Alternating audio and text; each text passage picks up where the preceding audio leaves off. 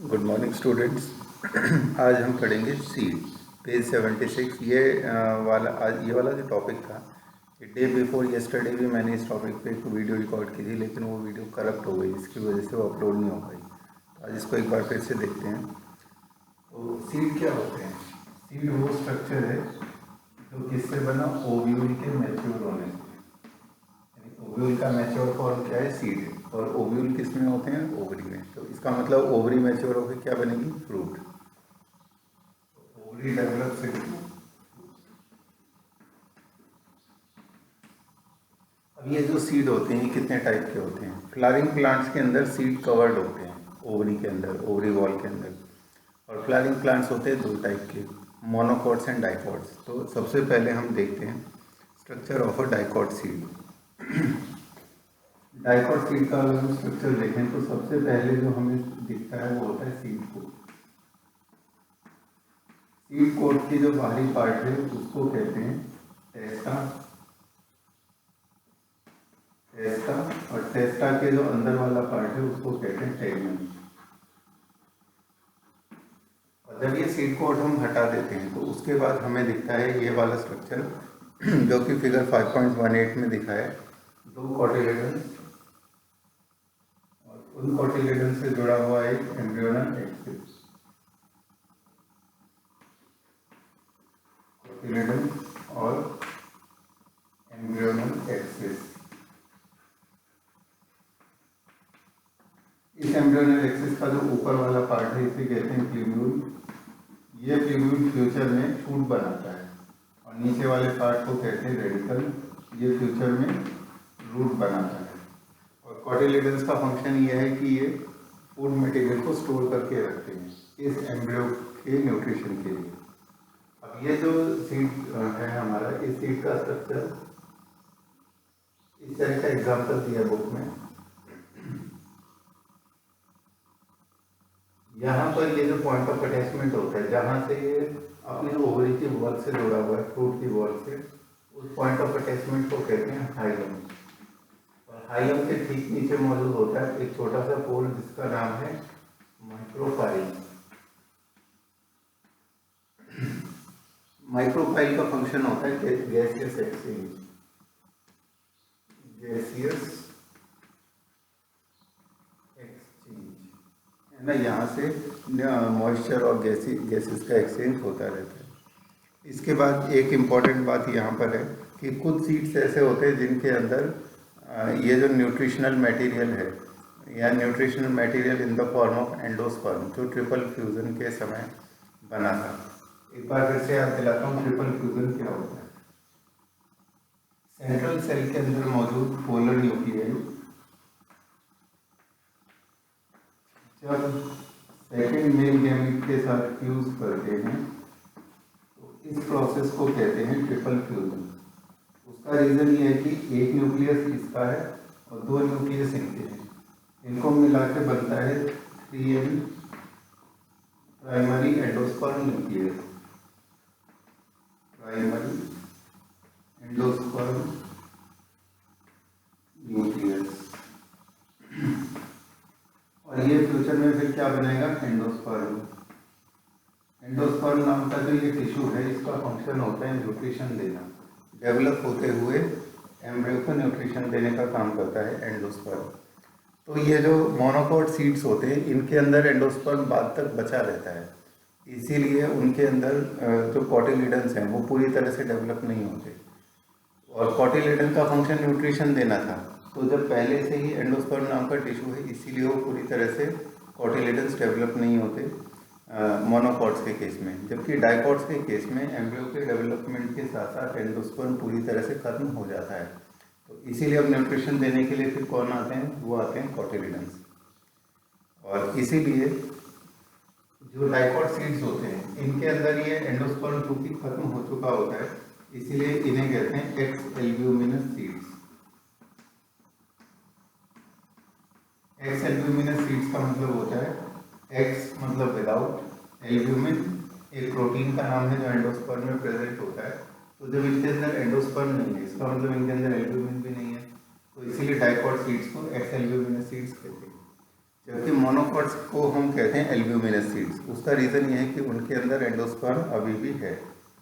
अब देखो फिगर 5.19 और नेक्स्ट टॉपिक है स्ट्रक्चर ऑफ मोनोकॉट सीड। अब मोनोकॉट सीड ये वाले जो सीड्स होते हैं इनको एक्स एल्ब्यूमिनस कहने का कारण इसीलिए है क्योंकि इनको नॉन एंडोस्पर्मस भी कहते हैं। नॉन एंडोस्पर्मस है ना, इन सीड्स को ये भी कहा जाता है। अब आती है बात स्ट्रक्चर ऑफ मोनोकॉट सीड की।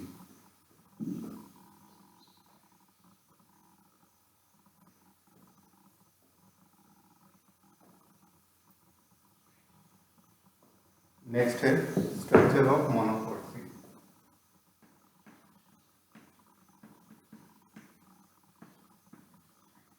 मोनोकॉट सीड की सबसे बड़ी पहचान ये है कि उसके अंदर एंडोस्पर्म होता है। अगर हम डायग्राम देखें फिगर 5.19 में जो सेकंड वाला डायग्राम है वो कुछ इस तरह का डायग्राम है और उसमें हमें ऊपर की तरफ जो एक बड़ा सा पार्ट दिखता है वो है एंडोस्पर्म, ठीक है, और नीचे की तरफ हमें जो स्ट्रक्चर दिखता है वो क्या है, वो है एम्ब्रियोनल एक्सिस। एम्ब्रियोनल एक्सिस में ऊपर की तरफ जो प्रोटेक्टिव लेयर है उसका नाम है कोलियोप्टाइल। कोलियोप्टाइल के नीचे होता है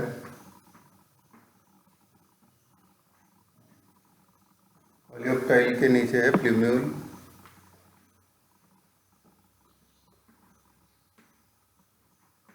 नीचे की तरफ प्रेजेंट है कोलियोराइजा।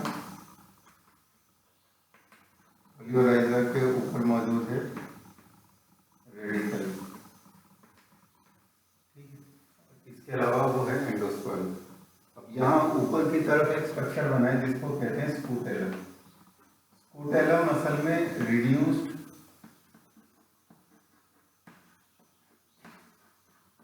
कॉटिलिडन होता है, यानी कि पूरी तरह से कॉटिलिडन डेवलप नहीं हुआ।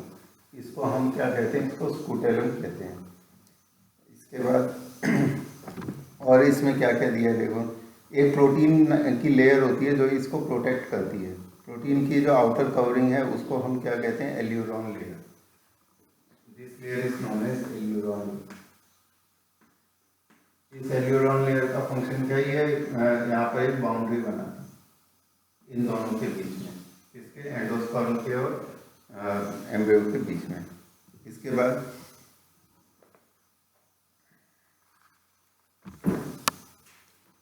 अब ये वाले जो सीड्स होते हैं इन सीड्स के अंदर एंडोस्पर्म अभी भी है, इसीलिए इन सीड्स को हम कहते हैं एंडोस्पर्मस सीड। एंडोस्पर्मस सीड, ठीक है। इनको एक नाम और देते हैं एल्ब्यूमिनस सीड। इसका रीजन ये है कि इनके अंदर डेवलपमेंट के दौरान पूरी तरह से एंडोस्पर्म यानी कि एल्ब्यूमिन प्रोटीन खत्म नहीं हुआ था, इसीलिए इनको एल्ब्यूमिनस या एंडोस्पर्म सीड्स कहते हैं। अब आती है बात semi technical description of a tropical flowering plant.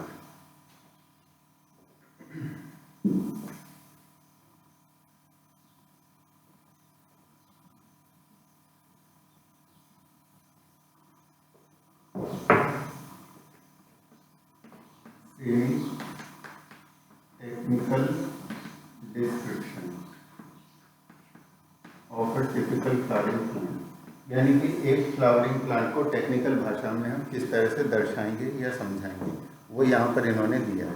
इसमें दो बातें आती हैं, एक तो आती है बात वेजिटेटिव स्ट्रक्चर्स की और दूसरी बात आती है फ्लोरल स्ट्रक्चर्स की। वेजिटेटिव स्ट्रक्चर्स में हम देखते हैं कि वो प्लांट ओवरऑल दिखने में कैसा है, ट्री है, श्रब है, हर्ब है, ठीक है, उसका स्टेम कैसा है, उसकी लीव्स कैसी हैं। और फ्लोरल कैरेक्टर में आता है उससे फ्लावर से रिलेटेड उसके स्ट्रक्चर्स, फिर आती है उसकी इकोनॉमिक इम्पोर्टेंस। इस तरह से हम क्या करते हैं, एक स्पीशीज़ का डिस्क्रिप्शन देते हैं। तुम्हारे सिलेबस में देखो फैबेसी, सोलेनेसी और लिलिएसी, 3 फैमिलीज़ का डिस्क्रिप्शन दिया हुआ है। अब बाकी के जो कैरेक्टर्स हैं वेजिटेटिव कैरेक्टर्स, उनके बारे में हम इस चैप्टर में पहले ही पढ़ चुके हैं कि लीव्स के बारे में, स्टेम के बारे में और फ्लोरल कैरेक्टर्स के बारे में भी पढ़ चुके हैं। जो नया है वो है फ्लोरल डायग्राम और फ्लोरल फार्मूला। पहले हम देखते हैं फ्लोरल फार्मूला के बारे में। फ्लोरल फॉर्मूला क्या होता है? फ्लावर्स में अलग अलग स्ट्रक्चर्स का जो अरेंजमेंट और संख्या होती है उसको एक फॉर्मूले से दर्शाते हैं, उसे फ्लोरल फॉर्मूला कहते हैं। जैसे फिगर 5.20 में एक फॉर्मूला दिया है, इस फॉर्मूले का मीनिंग मैं बताता हूँ। सबसे पहले इन्होंने बनाई ये वाला सिंबल। इस सिंबल का मतलब होता है कि फ्लावर एक्टिनोमॉर्फिक है, एक्टिनोमॉर्फिक। इसके बाद नेक्स्ट आता है ये वाला सिंबल। इस सिंबल को बनाया इन्होंने ऐसे, इसका मतलब है कि फ्लावर कैसा है, बाइसेक्सुअल। फिर आता है सिंबल K2+2, इसका मतलब क्या है, ये दर्शाता है कैलिक्स को।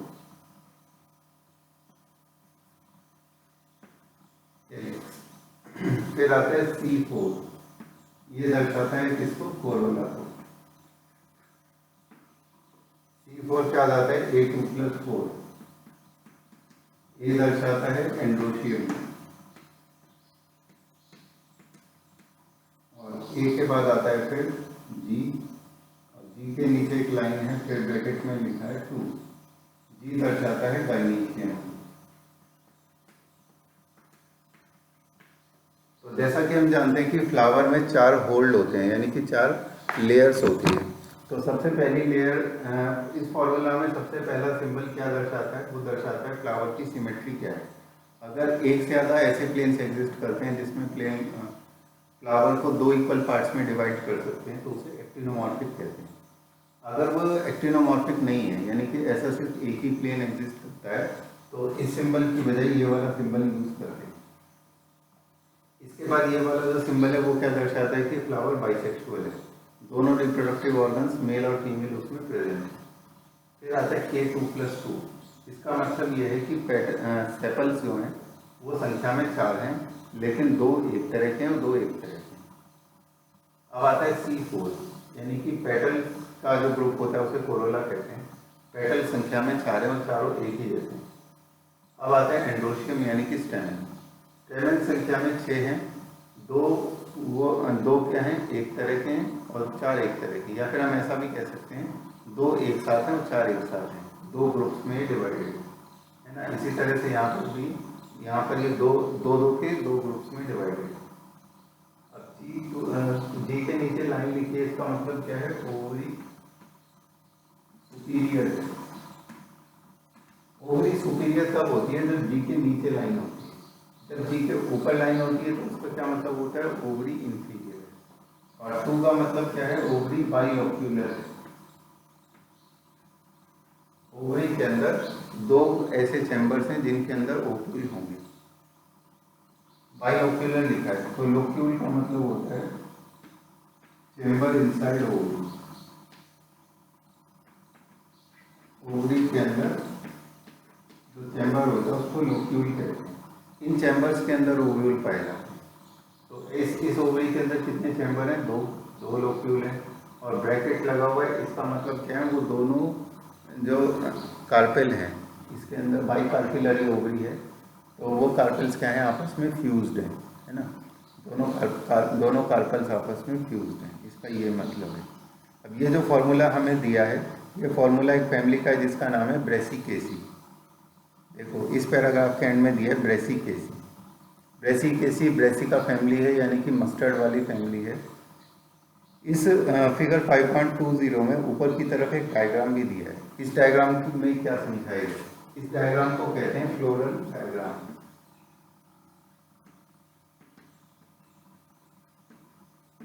इस फ्लोरल डायग्राम में तुम देखो सबसे ऊपर एक डॉट बनी हुई है।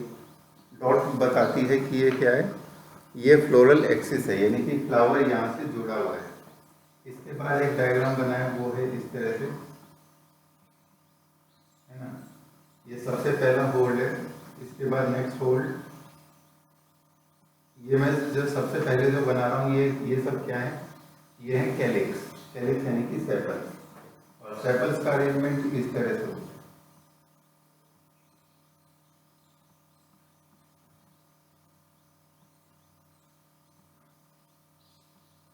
ठीक है, ये सेपल्स का अरेंजमेंट है।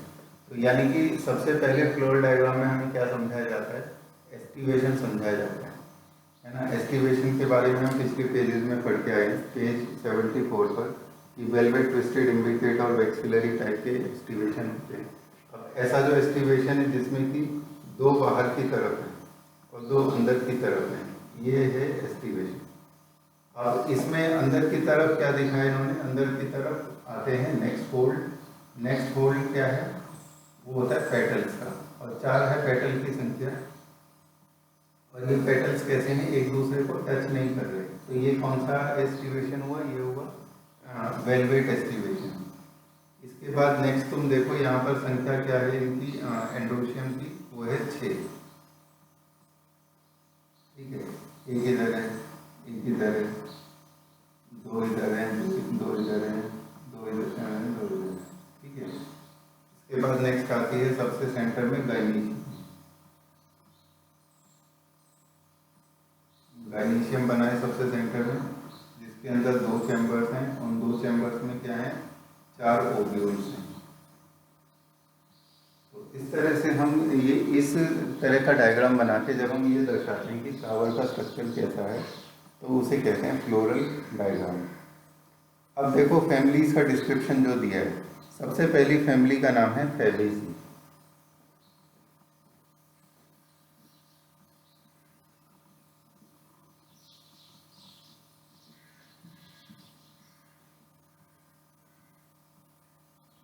सबसे पहली फैमिली का नाम है फैबेसी, जिसको पेपिलियोनेडी या फिर लेग्यूमिनोसी कहते हैं। इसके जो कैरेक्टर्स हैं, वेजिटेटिव कैरेक्टर्स, वो तुम लोग पढ़ लेना, और फ्लोरल कैरेक्टर्स भी पढ़ लेना। जो चीज़ डिफरेंट है वो मैं तुम्हें बताता हूँ। जैसे कि इसका जो फ्लोरल फॉर्मूला है, उसको अगर तुम देखो तो सबसे पहला जो सिंबल है वो है परसेंटेज का, यानी कि यहाँ पर सिमेट्री कैसी है, जाइगोमॉर्फिक, सिर्फ एक ही प्लेन ऐसा एग्जिस्ट करता है। फिर आता है बाइसेक्सुअल फ्लावर, फिर आता है K5, यानी कि इसमें कैलिक्स की संख्या है 5 और सब के सब आपस में जॉइंड है। फिर आता है कोरोला 1+2+2। इसका मतलब क्या है कि ये 3 ग्रुप्स में है, और 3 ग्रुप में 2 एक हैं और एक अकेला है। अकेला और ब्रैकेट का मतलब क्या होता है कि वो आपस में जॉइंड है। ठीक है, ग्रुप में होना प्लस से दर्शाता है, और ब्रैकेट से क्या दर्शित होता है कि वो आपस में जॉइंड है। फिर आता है A9+1, यानी कि 2 ग्रुप में है, 9 के ग्रुप में, और 9 आपस में जॉइंड है और एक अकेला है। फिर आता है G1, है ना, G के नीचे एक लाइन है, यानी कि ओवरी सुपीरियर है, और 1 का मतलब ये क्या है, मोनोकार्पिलरी ओवरी है। इसके बाद बात आता है सोलेनेसी फैमिली की। इन फैमिलीज़ में इकोनॉमिक इम्पोर्टेंस भी याद रखनी है, यानी कि उसके कौन से ऐसे प्लांट हैं जो कि हमारे लिए फ़ायदेमंद है, उनसे क्या फ़ायदा मिलता है। फिर आते हैं सोलेनेसी फैमिली। तो सबसे पहली फैमिली का नाम क्या था, फैबेसी। फैबेसी, जिसको क्या नाम दिया था, पेपिलियोनेडी या लेग्यूमिनोसी। फिर आता है सोलेनेसी। सोलेनेसी सोलेनेसी के नाम से पता लग रहा है कि ये पोटैटो फैमिली है। और इसकी फीचर्स क्या लिखी है इन्होंने, इसका सबसे पहला सिंबल देखो, सबसे पहला सिंबल है इसका ये, यानी कि फ्लावर कैसा है, फ्लावर है इसका एक्टिनोमॉर्फिक। फिर आता है ये वाला सिंबल, यानी कि फ्लावर कैसा है, बाइसेक्सुअल फ्लावर। फिर आता है K5, यानी कि कैरिक्स की संख्या, पेटल्स की संख्या है 5, और वो सब आपस में जॉइंट है, क्योंकि यहाँ पर ब्रैकेट बना हुआ है। फिर आता है C5 का मतलब है कि पेटल्स की संख्या भी 5 है और वो आपस में जॉइंट है। फिर आता है ए के ब्रैकेट में क्या लिखा है, 5, इसका मतलब क्या है कि यहाँ पर स्टेमिन की संख्या भी 5 है। C और A के ऊपर एक लाइन है, इसका मतलब क्या है कि जो पेटल्स हैं उन पेटल्स के बेस से जुड़ा हुआ है स्टेमिन। स्टेमिन किससे जुड़ा है, पेटल्स से, पेटल के बेस से। तो इस तरह के अरेंजमेंट को क्या कहते हैं, एपीपेटलर।